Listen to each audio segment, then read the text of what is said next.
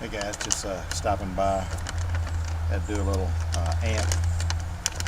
Well, number one, I adjusted the camera down below to move a little bit to the left. I don't really like to catch the driveway over here.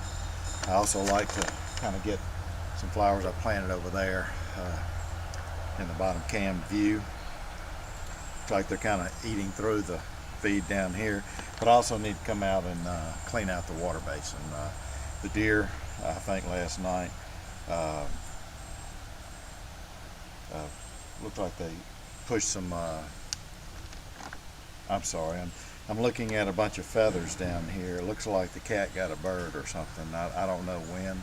If you look on the bottom cam, but looks like it might be dove feathers, but I cannot tell. But yeah, there was a cat here last night. It's a neighborhood cat, and I've complained to the neighbor, and he said, well, I guess you put a stick up of a pit bull out there, and that might deter him, but I didn't think that was real funny.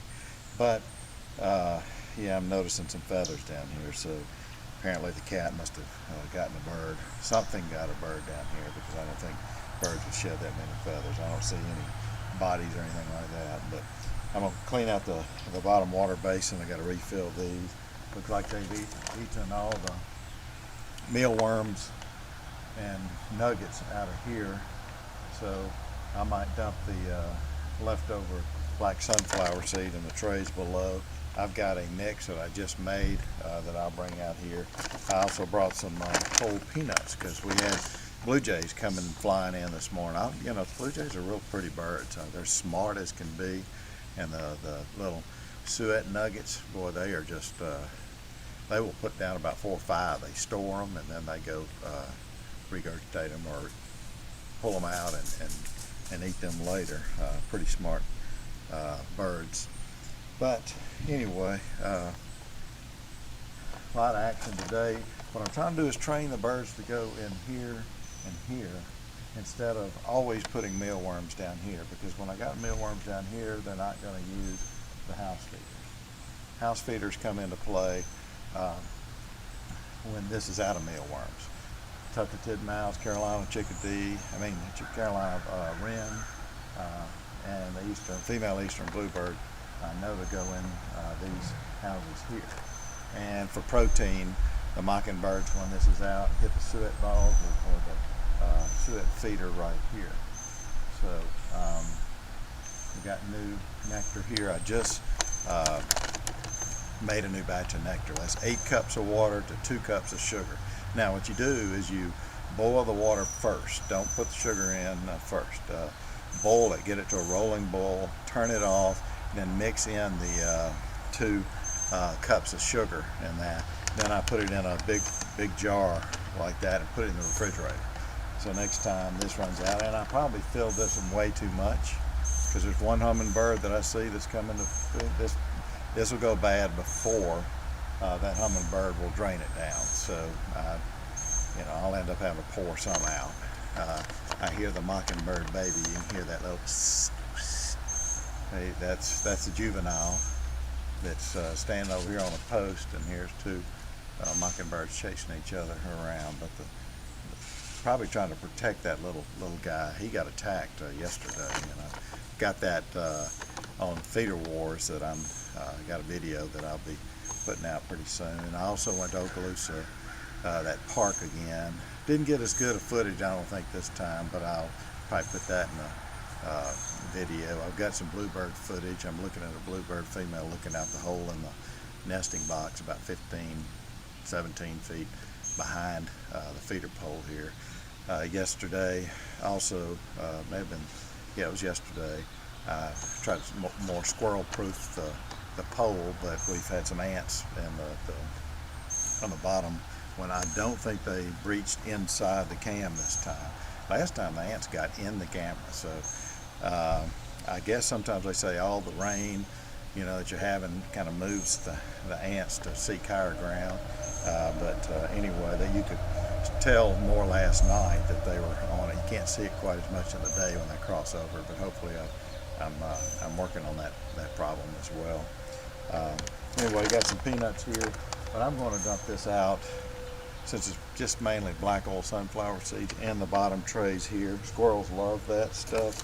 And it's got some wildflowers that I planted back there. If you're looking at the bottom cam, there's a little green patch in front of the two planters, and I planted a whole lot of wildflower seed. I probably overdid it. I'm not a green thumb, but and I probably should have planted it more sparsely. I just like frankly threw the whole pack, so it'll probably grow and just die out because they'll starve each other out. But anyway, I hear a bird behind me. It's the juvenile mockingbird. So anyway, let me clean the water basin, put the black oil sunflower seed down here, bring some more seed out here. Probably put a good bit. It's supposed to rain Friday, about 40-50% chance of rain Friday. Remember, there's three factors when refilling your feeders you need to think about: supply, demand, and weather. Don't put more than can be consumed before the next rain's coming. So that's three factors there. The demand is the birds, of course, the rate that they're consuming the feed. And in my case down here, I've got deer, raccoon, squirrels, chipmunks, and birds all consuming it. So I'm out every morning. I wake up and I'm like, oh God, I gotta go fill the feeders. You know, I could just put a ton in it, but I also got to keep in mind the weather. And we're getting in the time where thunderstorms kind of will pop up, even though it doesn't really say so on the weather. But think about that when you're filling your feeders. You know, about, you know, how fast is it being consumed, the demand, how much, and what's the weather. I don't want to fill them up right before rain's coming. So if you got a stretch that says, you know, 5 days of no rain, 10% chance of rain, then you might have the opportunity to put a ton of feed in that and not have to worry about it quite as much. You still might have some pop-ups, but pop-ups aren't like a lasting rain. They'll get your seed wet, and you can get I've got a masonry tool, a little trowel, and you can stir it around, and if it didn't get very wet, that stir around will keep that moisture from accumulating on the bottom. We always want to make sure we're concerned about the quality of the food that the birds are eating. We want to make sure it's dry, doesn't get bacteria, mold, and viruses because of wet feed that are staying on the bottom of your feeders. The feeders down below, the trays, they're being cleaned out every night. I mean, lick clean. So there's not a chance for that stuff to really get bad. So I do not have to do a deep clean on them very often. But after a rain and that happens, you know, I'll make sure that I rinse them off and that. But I don't have to do a deep clean very often. That's another thing that if you go by that supply, demand, and weather formula, and your trays get cleaned out often by the birds and that, and you're keeping them clean as you go along, there's not the chance for that moisture to sink in and the bacteria and the mold and the viruses and that to grow quite as often. So applying these rules, you know, helps you not have to do the deep clean quite as often. It's when you load it up and the rain comes and you leave it out, and then when you're dumping the seed, you're noticing your feeder's turning a lot darker and this and that. It's because of moisture setting in and that. So but you do need to, when you do a deep clean, it's 1 part bleach to 9 parts of water. And you know, get your scrub brush, make sure you got eye protection. You don't want that bleach getting your eyes and that, and maybe gloves. But scrub down all surfaces of the feeders, and then rinse them off, and then let them sun dry and dry out before you apply any more feed, put the feed back in it. And you can find that on the Audubon's site and other, you know, Googling that, but that's pretty much what I found as far as a deep clean. But you don't have to do a deep clean quite as often if you were going the supply, demand, and weather, and only putting the amount of seed in there that's consumed. Now, I had put a fair amount of seed in here. If this doesn't get consumed very quickly, even though it's weather covered, it's not getting rain and it's not getting soaked, just some mere humidity in the air.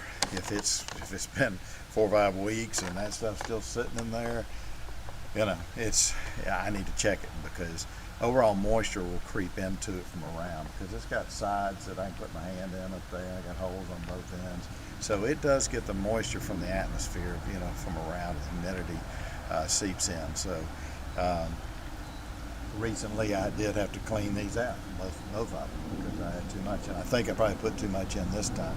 What I did is I changed the mix a little bit. Since there's limited birds, see, I don't put sunflower seeds, and I do have black oil sunflower seeds that are shelled, but I don't put a lot of stuff in here that I want the doves will end up just hogging that tray, and nothing else can get in it. They're pretty big birds, and they'll pretty punkish birds too. The doves are, as are the mockingbirds. They will just hog that tray, so you can't get the little birds to come feed out of it. So I try to make the mix back here, just a base of black oil sunflower seed, dried mealworms, and suet nuggets, and hopefully that will keep the doves out. Plus, I was noticing when this tray was too close to this, the dove would stand in this tray and feed out of this tray that had the kind of seed and stuff that they like. So I had to create a height difference there. So these are little things you got to think about when you're setting up a multi-feeder station. And mine's even I've got another component, not just up and down, this and that. I've got to look at it from what's the most attractive features for the camera that I want to present, to bring things around. So it's and that's kind of the fun of owning a multi-feeder station, is playing around with it. It's observing the birds, watching the birds, what they eat, what birds are coming when. You can even go out on eBird for your area to find out what birds are in your area, to see and try to make some food offerings to those type of birds. You might not be getting those kind of birds that are in your area because you're not trying new food offerings that would attract those type of birds. Like mealworms, for instance. A lot of people don't, they put seed out and all this and that, because mealworms are pretty expensive, frankly. They're about $9 or $10 a pound. You can get them in greater quantities, you can get some discount, but mealworms are what, I've had American robins up here, of course, mockingbirds. You got all sorts of warblers and wrens and all that, all the carnivorous birds. And lately we've even seen a brown thrasher, which is only really normally a ground feeder, like the American robin, has been coming to the trays up here. And in the wintertime, it's really handy because there's not a whole lot of supply of food out there. So now in the springtime, the feeders are competing with everything else around. So, this is my first spring to have this camera. So, it's interesting for me to see new birds. And in fact, I need to, ODLCE, who's one of our moderators, recommended me putting oranges out here. And we actually saw some new birds. A summer tanager and a scarlet tanager came as they were passing through. We hadn't seen the rose-breasted grosbeaks. I think they moved on. They were here for a couple of weeks. They were feeding on the seed in there, and it was great to see them. I hadn't seen them in a while, though. Kind of sad. They're very pretty birds. And I'm taking, and another thing is keep a log on your feeder, the birds that visit your feeder, when they feed. Not every bird that comes through, but I mean at least once every couple of weeks or once a month or something. Log the birds that you've seen at your feeder, and that way you know what's coming through and what's migrating back up north or back down south when it starts getting fall to winterish. So just another little tip that's something if you really want to learn your birds. Now on this I have created on this channel like 5 or 6 videos. Well, I think it's 5 videos and I've got one called Springtime Birds, and that's one you'll see. I think it's the first video, number 1. And there's a PDF. If you want to learn the birds, you can print that PDF, and it's got pictures of the birds and the names of the birds. And that's great for kids, if they're out of school or whatever, maybe interested, trying to find an activity, make it a competition or something, 15 minutes, because kids don't have that long attention span as adults do. Make a 15-minute competition, have them print out that PDF for each child, and have them check which birds they saw and how many times they saw it, and then you can compare notes. You can do it as well as a parent, and then compare notes and see, who, what, and then it'll make it a learning experience. So that's something for younger kids, because we want to pass some of this on to our kids, the appreciation of the outdoors and the flora and the fauna. The fauna being the wildlife, and the flora being the flowers. And I think during this COVID-19 stuff, we've been spending more time together and possibly more time outside. So this is kind of an extension of the outdoors when it's raining. So the birds still got to eat. So they're going to come to the feeders when it's raining, when it's cold. And that's when you can sit inside and watch, from the sofa or whatever. You can also stream this on your TV from your phone.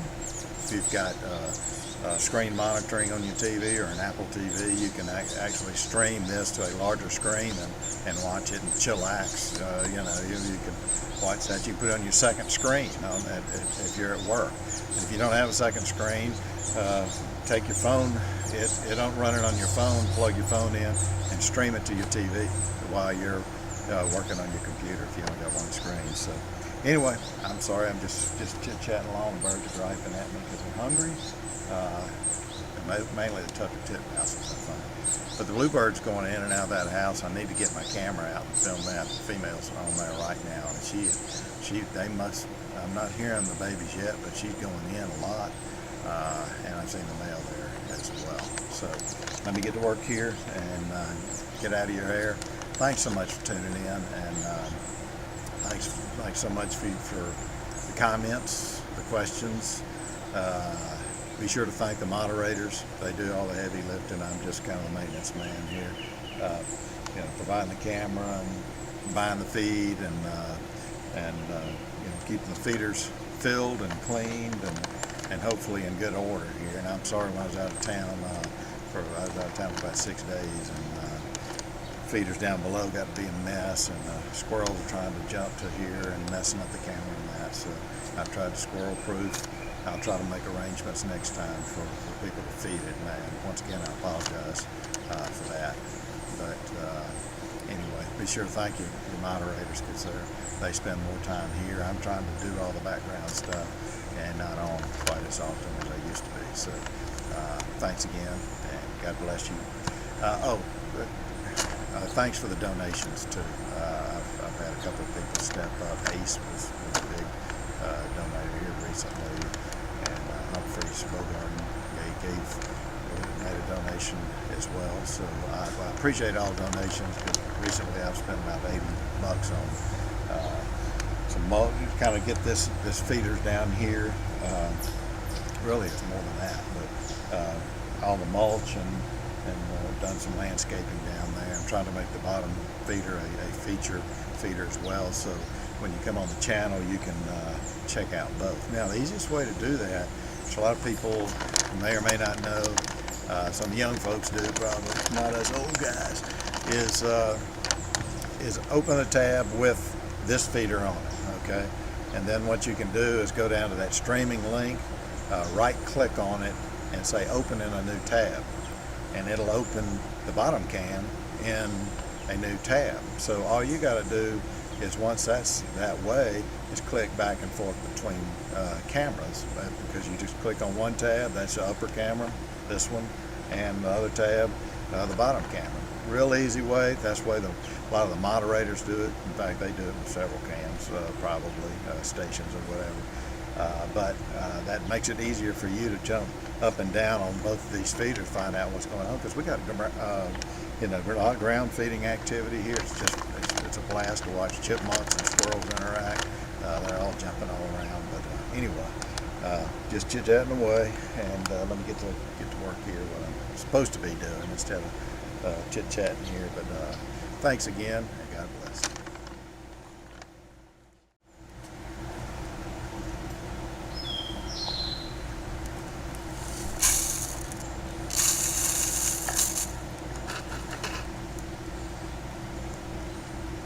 I usually don't handle the tray with my hand, that's why I use that. But see how clean? I mean, that's pretty darn clean. Now, I do need to get some of that off there and the bird poop, but pretty clean there.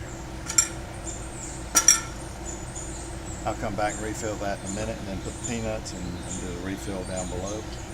Get out of your way.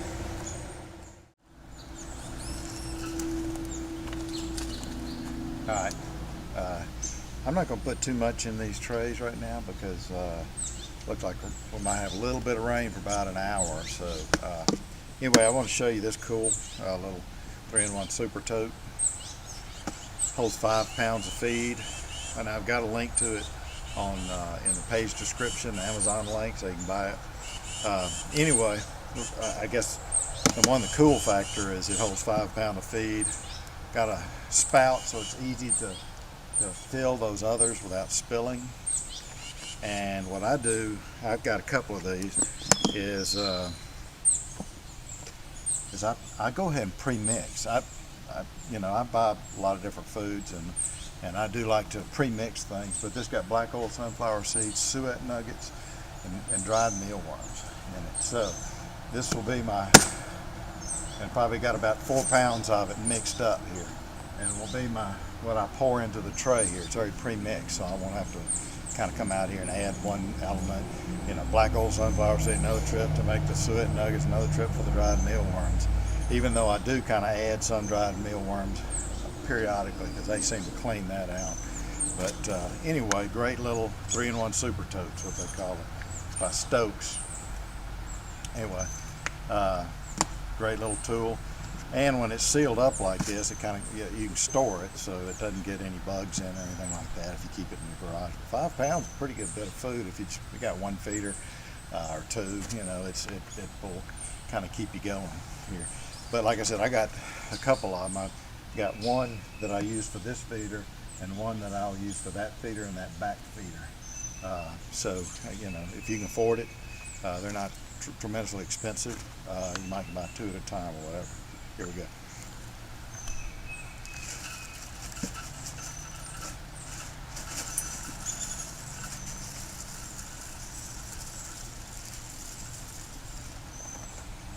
Like I said, I'm not going to put too much because we have a little rain coming. I will sprinkle some more in these trays because I'm seeing the bottom of the trays here. So when I'm seeing the green of the bottom green screen on the bottom here, I know that I don't have a whole lot of feed in here.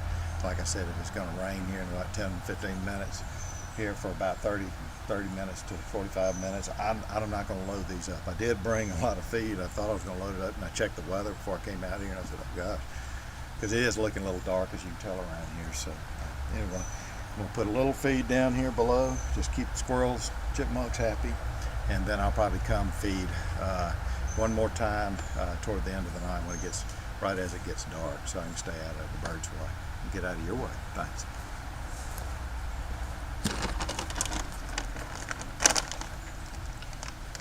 A few peanuts, because they don't necessarily go out the spout of that feeder very well, the big items. So throw a few peanuts in here, get some blue jays. I used to kind of not like blue jays because I hear that they raid the nest of others, but really the bird I don't like is a brown-headed cowbird because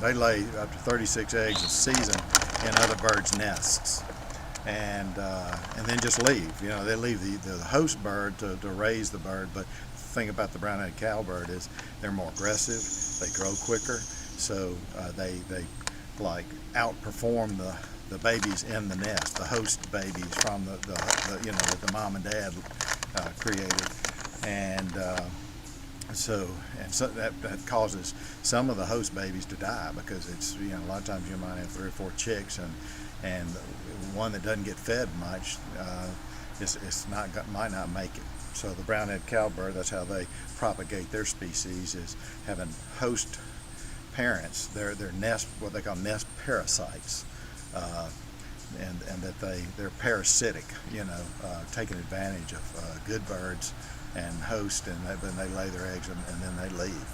Bad parents, bad brown-headed cowbird. So Anyway, let me put a little seed down here, and I'm out of your way.